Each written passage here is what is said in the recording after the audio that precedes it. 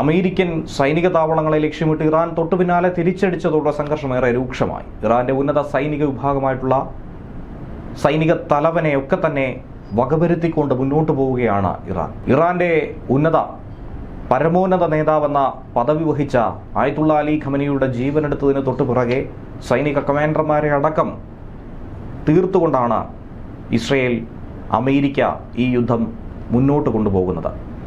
ഈ സാഹചര്യത്തിലാണ് മറ്റൊരു വാർത്ത കൂടി പുറത്തു വരുന്നത്. ഇറാന്റെ ഉന്നത സൈനിക വിഭാഗമായിട്ടുള്ള ഇസ്ലാമിക് റവല്യൂഷണറി ഗാർഡ് കോപ്സിന്റെ ആസ്ഥാനം, IRGCയുടെ ആസ്ഥാനം തന്നെ അമേരിക്ക തകർത്തിരിക്കുന്നു. നട്ടെല്ല് പിളർത്തി എന്ന് പറയുന്നതാകും മറ്റൊരു അർത്ഥത്തിൽ ശരിയാവുക. വിഷപ്പാമ്പിന്റെ തലവെട്ടി എന്നാണ് IRGC ആസ്ഥാനം തകർത്തതിനെ അമേരിക്ക വിശേഷിപ്പിച്ചത്. റവല്യൂഷണറി ഗാർഡ്സിന്റെ തലവനായിട്ടുള്ള മുഹമ്മദ് പക്തൂരും അമേരിക്കയുടെ ഈ ആക്രമണത്തിൽ കൊല്ലപ്പെട്ടു എന്നാണ് അമേരിക്ക പറയുന്നത്. കഴിഞ്ഞ 47 വർഷത്തിനിടയിൽ Iranian Islamic revolutionary guard corps ആകട്ടെ 1000-ലധികം അമേരിക്കക്കാരെയാണ് കൊലപ്പെടുത്തിയത്, ചെറുതും വലുതുമായ ആക്രമണങ്ങളിലൂടെ. ഇന്നലെ വലിയ തോതിലുള്ള ഒരു ആക്രമണം ഞങ്ങൾ നടത്തി, അങ്ങനെ ആ വിഷപ്പാമ്പിന്റെ തല വെട്ടിമാറ്റിയെന്നാണ് അമേരിക്ക സമൂഹ മാധ്യമങ്ങളിലൂടെ ഇപ്പോൾ ഇതിനെക്കുറിച്ച് പറയുന്നത്. 1979 ഇസ്ലാമിക വിപ്ലവത്തിന് ശേഷം സ്ഥാപിതമായ ഇറാന്റെ സായുധ സേന, ആ സായുധ സേനയുടെ ഒരു ഉന്നത വിഭാഗമാണ് IRGC എന്ന് പറയുന്നത്. IRGCയുടെ തന്നെ തലയെടുത്തു എന്ന് പറയുമ്പോൾ അത് അവരുടെ ജീവൻ തന്നെ എടുക്കുന്ന രീതിയിൽ, പോരാട്ട വീര്യം തന്നെ തളർത്തുന്ന രീതിയിലുള്ള ഒരു ആക്രമണമായിട്ടാണ് വിലയിരുത്തുന്നത്. ശനിയാഴ്ച കൊല്ലപ്പെട്ട ആയത്തുള്ള അലി ഖമനേയിയാണ് ഈ സായുധ സേനയെ ശക്തിപ്പെടുത്തി ഇന്ന് കാണുന്ന കരുത്തിലേക്ക് എത്തിച്ചിട്ടുണ്ടായിരുന്നത്. ഈ ഘട്ടത്തിൽ എന്തുകൊണ്ട് ഈ ആക്രമണങ്ങൾ നടക്കുന്നു? എന്തിനാണ് ഈ ആക്രമണം നടത്താൻ ഇത്രയും തിടുക്കപ്പെട്ടത്? അത് വെറും ആണവ സമ്പുഷ്ടീകരണം മാത്രമാണോ? ഇസ്രയേലിന്റെ ലാഭം എന്താണ്? അങ്ങനെ പലതരത്തിലുള്ള ചോദ്യങ്ങൾ ഒരു ഭാഗത്ത് ഉയരുന്നുണ്ട്. സോഷ്യൽ മീഡിയയിലടക്കം വലിയ ചർച്ചയായി കേൾക്കുന്നുമുണ്ട്. ഇറാൻ ആണവായുധങ്ങൾ വികസിപ്പിക്കുന്നു എന്നത് ചൂണ്ടിക്കാട്ടി തന്നെയാണ് ഇസ്രായേൽ അമേരിക്ക ഈ ആക്രമണം കടുപ്പിച്ചത്. എന്നാൽ ഇറാൻ അമേരിക്കയ്ക്ക് ഭാവിയിൽ ഒരു ഭീഷണിയായി മാറും എന്ന വാദം ഉയർത്തിയിരുന്നു. ഇസ്രയേലിനും സമാനമായി തന്നെ അതുണ്ടാകും. ഇറാന്റെ എണ്ണ സമ്പത്തിലുള്ള കണ്ണുവെച്ചാണ് അമേരിക്കയുടെ ഗാസ പിടിച്ചെടുത്ത നീക്കമെന്നും അവിടെ ആഡംബര വിനോദസഞ്ചാര കേന്ദ്രമാക്കാനുള്ള ട്രംപിന്റെ പദ്ധതി എന്നുമൊക്കെ നേരത്തെ ചില വാർത്തകൾ പുറത്തു വന്നിരുന്നു. ആദ്യം വെനസ്വലെ, തൊട്ടു പിന്നാലെ ഇറാൻ. എന്താണ് ഇതിന് പിന്നിലെ ലക്ഷ്യം? അമേരിക്കയുടെ ഈ ആക്രമണത്തിന് പിന്നിലെ കാരണമെന്ത് എന്ന ചോദ്യങ്ങൾക്ക് പലതരത്തിലുള്ള അനുമാനങ്ങൾ പലരും കുറിക്കുന്നുണ്ട്. അങ്ങനെ സോഷ്യൽ മീഡിയയിൽ ഏറെ ശ്രദ്ധേയമായൊരു കുറിപ്പ് കൂടിയുണ്ട്. ഈ ആക്രമണത്തിന് പിന്നിൽ അമേരിക്ക ഫസ്റ്റ് എന്ന നയം കൂടിയാണ്. ആ നയത്തിന് പിന്നിൽ പ്രവർത്തിക്കുന്ന ഇച്ഛാശക്തിയാണ്. അമേരിക്കയ്ക്ക് ഭീഷണിയായി ചൈന വളരുന്നത് തടയാനുള്ളൊരു ശ്രമം അതുതന്നെയാണ് ഇറാനെ കുരുക്കിയതിലൂടെ ട്രംപും കൂട്ടരും തന്ത്രപരമായി നിറവേറ്റിയിരിക്കുന്നതെന്നാണ് പലരും എടുത്തുകാട്ടുന്നത്. അക്കൂട്ടത്തിൽ പറയുന്ന ഒരു കുറിപ്പ് കൂടിയാണ് ഏറെ ശ്രദ്ധേയമാകുന്നത്. ടോണി ജോസഫ് ഫേസ്ബുക്കിൽ പങ്കുവച്ച കുറിപ്പിലാണ് ഇതേക്കുറിച്ച് വിശദമായി തന്നെ ചൂണ്ടിക്കാണിക്കുന്നത്. ചൈനയെ ലക്ഷ്യം വെച്ചുള്ള ട്രംപിന്റെ നീക്കങ്ങളെ തന്നെയാണ് ഈ ഘട്ടത്തിൽ വിവരിക്കേണ്ടത്. ചൈനയിലേക്ക് എണ്ണയെത്തുന്ന മേഖല തന്നെ സംഘർഷഭരിതമാകുമ്പോൾ അത് സാരമായി ബാധിക്കുന്നത് ആരെയായിരിക്കും? അവരുടെ സമ്പദ് വ്യവസ്ഥയെ തന്നെ ആയിരിക്കില്ലേ എന്നുള്ള ചോദ്യം അടക്കം ഇതിൽ ഉൾപ്പെടുത്തുന്നു. ആ ഫേസ്ബുക്ക് കുറിപ്പിന്റെ പൂർണ്ണ രൂപം ഇങ്ങനെയാണ്: ഇറാനോ വെനസ്വലയോ പോലുള്ള എണ്ണ സമൃദ്ധമായ രാജ്യങ്ങൾക്ക് മേൽ അമേരിക്ക സമ്മർദ്ദം ചെലുത്തുന്നത് തങ്ങളുടെ ആവശ്യത്തിനായി അവരുടെ എണ്ണ കവർന്നെടുക്കാനാണെന്ന ധാരണ പൂർണ്ണമായും തെറ്റാണെന്ന് പുതിയ സാഹചര്യങ്ങൾ തെളിയിക്കുന്നു. ഇന്ന് അമേരിക്ക കേവലം ഒരു പെട്രോളിയം ഉപഭോക്താവല്ല, മറിച്ച് ഊർജ്ജ സ്വയം പര്യാപ്തത കൈവരിച്ച് ലോകത്തിലെ ഏറ്റവും വലിയ എണ്ണ കയറ്റുമതി രാജ്യങ്ങളിലൊന്നായി മാറുന്നു. പ്രതിദിനം 13 ദശലക്ഷത്തിലധികം ബാരൽ ക്രൂഡ് ഓയിൽ ഉൽപ്പാദിപ്പിക്കുകയും വൻതോതിൽ പ്രകൃതിവാതകവും മറ്റു പെട്രോളിയം ഉൽപ്പന്നങ്ങളും വിദേശത്തേക്ക് അയക്കുകയും ചെയ്യുന്ന അമേരിക്കയ്ക്ക് സ്വന്തം സമ്പദ് വ്യവസ്ഥ മുന്നോട്ട് കൊണ്ടുപോകാൻ മറ്റു രാജ്യങ്ങളിലെ എണ്ണയുടെ ആവശ്യമില്ല. കൂടാതെ മുസ്ലിം രാജ്യങ്ങളെ നശിപ്പിക്കാൻ അമേരിക്ക മുൻകൂട്ടി തയ്യാറാക്കിയ പദ്ധതിയാണിതെന്ന് പറയുന്നതിലും അടിസ്ഥാനമില്ല. Saudi Arabia, United Arab Emirates, Qatar തുടങ്ങി നിരവധി മുസ്ലിം ഭൂരിപക്ഷ രാജ്യങ്ങളുമായി അമേരിക്കയ്ക്ക് ദൃഢമായ സൗഹൃദ ബന്ധമാണുള്ളത്.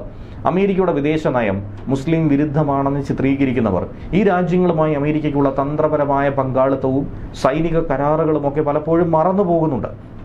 വാസ്തവത്തിൽ വാഷിംഗ്ടണിന്റെ ഏറ്റവും വിശ്വസ്തരായ സുരക്ഷാ പങ്കാളികളിൽ പലരും മുസ്ലിം ഭൂരിപക്ഷ രാഷ്ട്രങ്ങളാണ്. മേഖലയിലെ ഇറാന്റെ സ്വാധീനം കുറയ്ക്കാൻ അമേരിക്കയ്ക്ക് എത്രയും വേഗം ആക്രമണം നടത്തണമെന്ന് സൗദി കിരീടാവകാശി മുഹമ്മദ് ബിൻ സൽമാൻ ഡൊണാൾഡ് ട്രംപുമായി കഴിഞ്ഞ മാസം പലതവണ ഫോണിലൂടെ സംസാരിച്ചെന്ന റിപ്പോർട്ടുകൾ പുറത്തു വന്നിരുന്നു. അത് സൂചിപ്പിക്കുന്നത് തന്നെ മേഖലയിലെ രാജ്യങ്ങൾ തമ്മിലുള്ള ആഭ്യന്തര രാഷ്ട്രീയ താൽപര്യങ്ങളും ശത്രുതകളും ഈ നീക്കങ്ങൾക്ക് പിന്നിലുണ്ട് എന്നുള്ളതാണ്. അതുകൊണ്ട് തന്നെ ഇത് കേവലം ഒരു മതപരമായ സംഘർഷമല്ല, മറിച്ച് ഭൗമരാഷ്ട്രീയപരമായ അധികാര മത്സരമായിട്ടാണ് നോക്കിക്കാണേണ്ടത്. ഇറാനുമായിട്ടുള്ള ഈ സംഘർഷം ഗാസ പിടിച്ചെടുത്ത് അവിടുത്തെ മേഖല ആഡംബര വിനോദസഞ്ചാര കേന്ദ്രമാക്കാനുള്ള പദ്ധതിയാണെന്നുള്ള വാദം ഉയർന്നു കേൾക്കുന്നു. അത് തെറ്റാണ്. ശീതയുദ്ധത്തിന് ശേഷമുള്ള ഈ കാലത്ത് അമേരിക്കയുടെ യഥാർത്ഥ ശത്രു ചൈനയാണ്. അവരെ സാമ്പത്തികമായും സൈനികമായും തളർത്തുക എന്നതാണ് ഈ നീക്കങ്ങളുടെ പ്രധാനപ്പെട്ട ലക്ഷ്യം. ഊർജ്ജ വിതരണ ശൃംഖലകളും സാങ്കേതിക വിദ്യയ്ക്ക് അനിവാര്യമായ അപൂർവ ധാതുക്കളും നിയന്ത്രിക്കുന്നത് വഴി ആർട്ടിഫിഷ്യൽ ഇന്റലിജൻസ് യുദ്ധത്തിൽ ചൈനയ്ക്ക് മേൽ മേധാവിത്വം നേടാനാണ് അമേരിക്ക ശ്രമിക്കുന്നത്. എണ്ണ കൈക്കലാക്കുന്നതിനേക്കാൾ ആഗോള ഊർജ്ജ പ്രവാഹത്തെയും ലോജിസ്റ്റിക് ശൃംഖലയെയും നിയന്ത്രിക്കാനാണ് അമേരിക്കൻ തന്ത്രം മുൻഗണന നൽകുന്നത്. പ്രസിഡന്റ് ഡൊണാൾഡ് ട്രംപിന്റെ പ്രസംഗങ്ങളും സമൂഹ മാധ്യമ പോസ്റ്റുകളും സൂക്ഷ്മമായി പരിശോധിച്ചാൽ അമേരിക്കയുടെ ഈ അമേരിക്ക ഫസ്റ്റ് നയവും ചൈനയെ ലക്ഷ്യം വെച്ചുള്ള നീക്കങ്ങളും വ്യക്തമായി മനസ്സിലാക്കാം. ശത്രുവിന്റെ സൈന്യത്തെ നേരിട്ട് നശിപ്പിക്കാൻ സാധിച്ചില്ലെങ്കിലും അവരുടെ വിതരണ ശൃംഖല തകർത്താൽ യുദ്ധത്തിൽ വിജയിക്കാം. ഇത് ചരിത്രം പഠിപ്പിക്കുന്നതാണ്. പണ്ട് BC 332 അലക്സാണ്ടർ ചക്രവർത്തി ഫിനീഷ്യൻ നഗരമായിട്ടുള്ള ടയർ ആക്രമിച്ചപ്പോൾ അതൊരു ദ്വീപായതുകൊണ്ട് കീഴടക്കുക പ്രയാസമായിരുന്നു. നേരിട്ടുള്ള യുദ്ധത്തിന് പകരം അദ്ദേഹം കരയിൽ നിന്നും ദ്വീപിലേക്ക് കടലിലൂടെ ഒരു കൂറ്റൻ അണക്കെട്ട് നിർമ്മിച്ചു. ഇതിലൂടെ ടയറിലേക്കുള്ള കപ്പൽ പാതകൾ തടഞ്ഞ് നഗരത്തിലേക്കുള്ള ഭക്ഷണവും വെള്ളവും മുട്ടിച്ചു. മാസങ്ങൾ നീണ്ട ഉപരോധത്തിനൊടുവിൽ വിഭവങ്ങൾ തീർന്നപ്പോൾ ടയർ തന്നെ കീഴടങ്ങാൻ നിർബന്ധിതരായി. ഒരു ചോര പോലും പൊടിയാതെ യുദ്ധത്തിൽ വിജയിച്ചു. BC 52 ഗൗൾ യുദ്ധത്തിനിടയിൽ ജൂലിയസ് സീസർ അലേഷ്യ നഗരത്തെ കീഴടക്കിയത് വിസ്മയകരമായൊരു തന്ത്രത്തിലൂടെയാണ്. നഗരത്തിന് ചുറ്റും അദ്ദേഹം 2 വലിയ മതിലുകൾ നിർമ്മിച്ചു. ഉൾവശത്തെ മതിൽ നഗരത്തിലുള്ളവർക്ക് പുറത്തുനിന്ന് ഭക്ഷണം ലഭിക്കുന്നത് തടയാനും പുറം വശത്തെ മതിൽ ശത്രുക്കളെ സഹായിക്കാൻ പുറത്തുനിന്ന് വരുന്ന സൈന്യത്തെ പ്രതിരോധിക്കാനുമായിരുന്നു.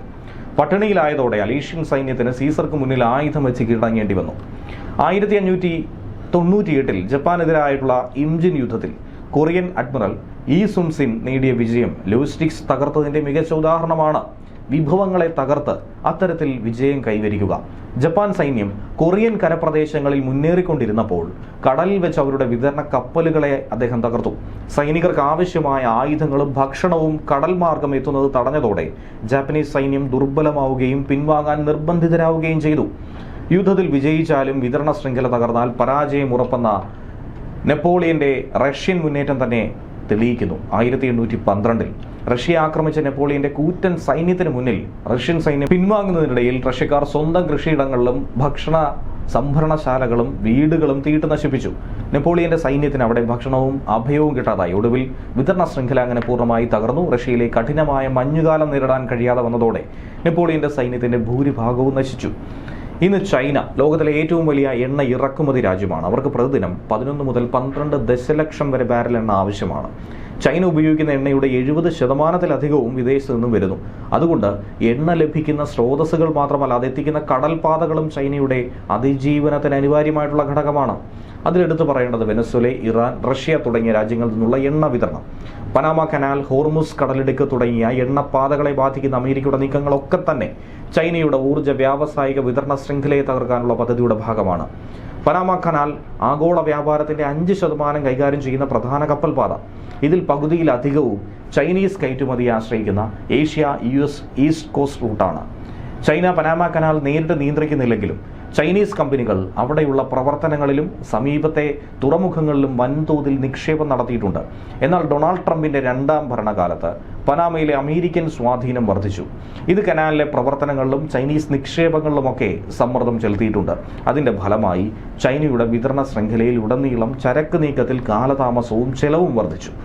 ഉപരോധം മറികടന്ന് വെനസ്വേലയുടെ എണ്ണ കയറ്റുമതിയുടെ 60 മുതൽ 70% വരെ വാങ്ങിയിരുന്നത് ചൈനയായിരുന്നു. അതിനുവേണ്ടി ചൈന ഷാഡോ ഫ്ലീറ്റുകൾ ഉപയോഗിച്ചിരുന്നു. ഇത് തടയാൻ അമേരിക്ക ശ്രമിച്ചെങ്കിലും പൂർണ്ണമായി വിജയിച്ചില്ല. എന്നാൽ വെനസ്വേലയിൽ അമേരിക്കയുമായി സൗഹൃദമുള്ള പുതിയൊരു ഭരണകൂടം വന്നതോടെ സ്ഥിതിഗതികൾ ആകെ മാറി. വെനസ്വേലയിലെ എണ്ണ ഇപ്പോൾ അമേരിക്കൻ റിഫൈനറികളിലേക്ക് തിരിച്ചുവിട്ടു. ഇത് ചൈനയിലേക്കുള്ള കുറഞ്ഞ വിലയിലുള്ള എണ്ണയുടെ ലഭ്യത തടഞ്ഞു.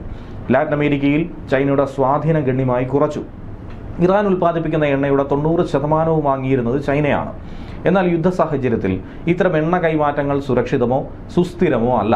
മാത്രമല്ല, ഇറാനിൽ അമേരിക്കയുമായി സൗഹൃദമുള്ള ഒരു ഭരണകൂടം വന്നാൽ ചൈനയിലേക്കുള്ള എണ്ണ നീക്കം ഗണ്യമായി കുറയും. മറ്റ് സ്രോതസ്സുകളെ ആശ്രയിക്കും എന്നുള്ളത് കൊണ്ട് എണ്ണ ഇറക്കുമതിയുടെ ചെലവ് വർദ്ധിക്കും. ഇത് അന്താരാഷ്ട്ര ഉപരോധങ്ങൾ മറികടന്ന് ഗ്രേ മാർക്കറ്റിലൂടെ കുറഞ്ഞ വിലയ്ക്ക് ഇറാനിയൻ എണ്ണ വാങ്ങിയിരുന്ന ചൈനീസ് റിഫൈനറികൾക്ക് ലഭിച്ചിരുന്ന ഒരു വലിയ വില ആനുകൂല്യത്തെ തന്നെ ഇല്ലാതാക്കുന്നു. അതുകൂടാതെ ചൈനയുടെ ആകെ ക്രൂഡ് ഓയിൽ ഇറക്കുമതിയുടെ 40 മുതൽ 45% ഹോർബുസ് കടലിടുക്കിലൂടെയാണ് കടന്നു പോകുന്നത് എന്നുള്ള വസ്തുത മറക്കരുത്.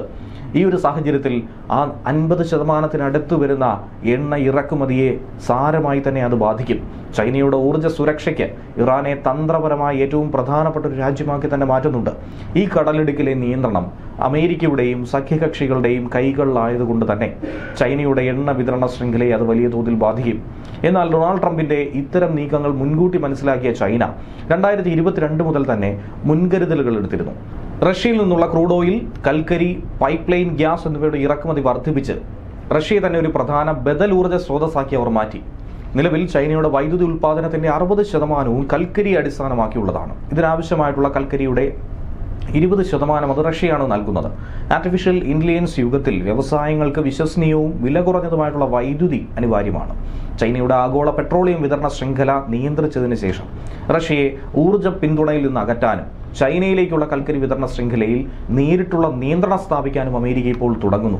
അതുകൊണ്ട് തന്നെ ചൈനയിലേക്കുള്ള കൽക്കരി വിതരണത്തിന്റെ നിർണായക ഭാഗങ്ങൾ നിയന്ത്രിക്കാനും അതുവഴി ബീജിംഗിന്റെ വൈദ്യുതി ഉൽപ്പാദനത്തെ നേരിട്ട് സ്വാധീനിക്കാനും അമേരിക്ക, റഷ്യ ഉൾപ്പെടുന്ന ഏഷ്യ, യൂറോപ്പ് ഭൂപ്രദേശങ്ങൾ കൂടുതൽ സജീവമാകും.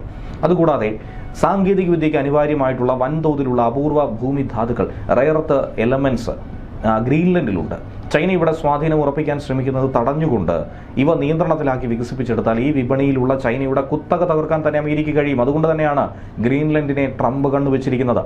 ഗ്രീൻലൻഡിലെ ധാതു ഖനന മേഖലയിൽ സ്വാധീനം ഉറപ്പിക്കാനുള്ള അമേരിക്കയുടെ നീക്കങ്ങൾക്ക് ഈ ലക്ഷ്യത്തിന് കൂടുതൽ കരുത്തു പകരാൻ വേണ്ടി തന്നെയാണ് ഇത്തരം തന്ത്രപരമായ കുതന്ത്രങ്ങൾ പയറ്റി മുന്നോട്ട് പോകുന്നത്. ഇന്ത്യ, ചൈന, റഷ്യ ബ്രിക്സ് കൂട്ടായ്മയിലെ സ്ഥാപക അംഗങ്ങളാണെങ്കിൽ പോലും നിലവിലെ ഭൗമ രാഷ്ട്രീയ സാഹചര്യത്തിൽ അമേരിക്കയുമായി ചേർന്ന് പ്രവർത്തിക്കുന്ന ഒരു രാജ്യമായി ഇന്ത്യ മാറുന്നു. പ്രതിരോധ സാങ്കേതിക ബന്ധങ്ങൾ ശക്തിപ്പെടുത്താൻ പ്രധാനമന്ത്രി നരേന്ദ്രമോദി ഇസ്രയേലിലേക്ക് നടത്തിയ സന്ദർശനം, ക്വാഡ് വഴിയുള്ള വാഷിംഗ്ടണുമായിട്ടുള്ള ആഴത്തിലുള്ള തന്ത്രപരമായ സഹകരണവുമൊക്കെ ഇതിന് വ്യക്തമായൊരു തെളിവ് കൂടിയാണ്. അമേരിക്കയുമായിട്ടുള്ള പുതിയ വ്യാപാര കരാറിന്റെ ഭാഗമായി കുറഞ്ഞ വിലയ്ക്ക് ലഭിക്കുന്ന റഷ്യൻ എണ്ണയുടെ ഇറക്കുമതി ഇന്ത്യ എന്തായിരുന്നാലും ഘട്ടം ഘട്ടമായി നിർത്തലാക്കും. ഇന്ത്യയുടെ ഈ നിലപാട് ആദർശപരമായതിനേക്കാൾ പ്രായോഗികമാണ്. കാരണം ഊർജ്ജ വിതരണ ശൃംഖലകളെ വൈവിധ്യവൽക്കരിക്കാനും ഭൗമരാഷ്ട്രീയ അപകട സാധ്യതകളെ നേരിടാനും ഒരൊറ്റ ശക്തിയെയും പൂർണ്ണമായി ഇന്ത്യ ആശ്രയിക്കുന്നില്ല എന്നുള്ള സന്ദേശം നൽകാനും ഒക്കെ തന്നെ ഇന്ത്യ ശ്രദ്ധിക്കുന്നു. ആധുനിക ലോകത്തെ യുദ്ധവിജയം പ്രദേശം പിടിച്ചടക്കുകയല്ല ചെയ്യുന്നത്, മറിച്ച് ആഗോള വിതരണ ശൃംഖലകളെ നിയന്ത്രിക്കുന്നതിലാണ് നിലനിൽക്കുന്നത്.